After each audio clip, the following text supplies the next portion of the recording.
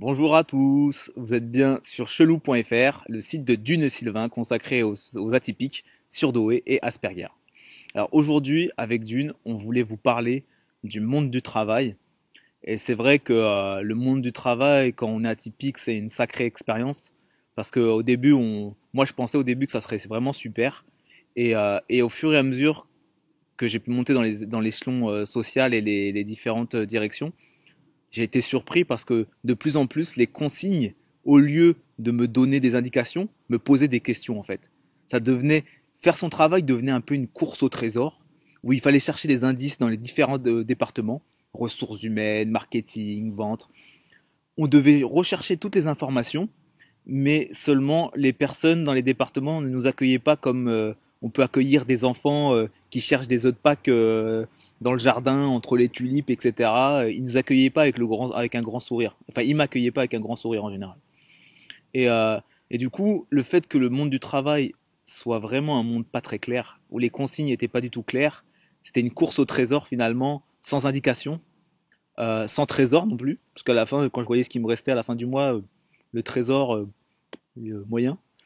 Euh, donc au final de la course au trésor, il me restait surtout uniquement la course, la frénésie de vie, le fait de devoir sans cesse euh, remplir une mission, sachant qu'une urgence chassait une autre urgence.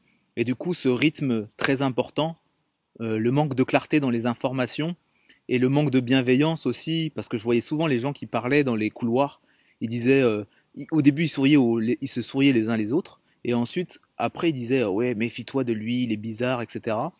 Mais ce qu'ils savaient pas, c'est que les gens dont je me méfie, c'est des gens en fait qui sont pas constants. Donc du coup, je me méfiais autant de la personne dont il me parlait que de lui-même. Donc à la fin, je pouvais avoir confiance en personne. Donc niveau esprit d'équipe et bonheur d'être ici, c'était vite fait.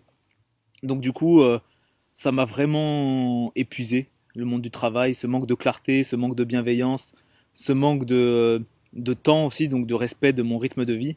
Et du coup, j'aimerais vraiment que mon expérience puisse servir aux autres personnes, aux jeunes, aux Asperger. Et je sais qu'il y a des associations comme Éclore, qui EKLORE, qui, qui vraiment travaillent pour que les Asperger et les atypiques en général puissent être respectés dans leurs différences dans le monde de l'entreprise, parce qu'on sait qu'il y a des complémentarités fortes entre ce qu'on appelle normaux-pensants, même si le terme est normaux-pensants et atypiques.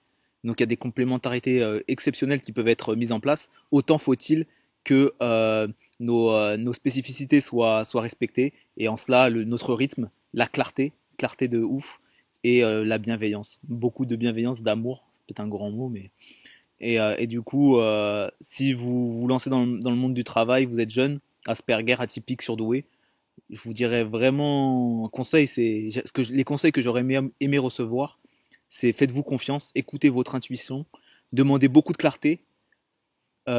Si vous sentez pas de la bienveillance, n'hésitez pas à partir, et respectez votre rythme personnel. Très important pour ne pas partir en burn-out ou pour vraiment péter les plombs. Voilà. On vous embrasse très très fort. Prenez soin de vous et à bientôt sur chelou.fr.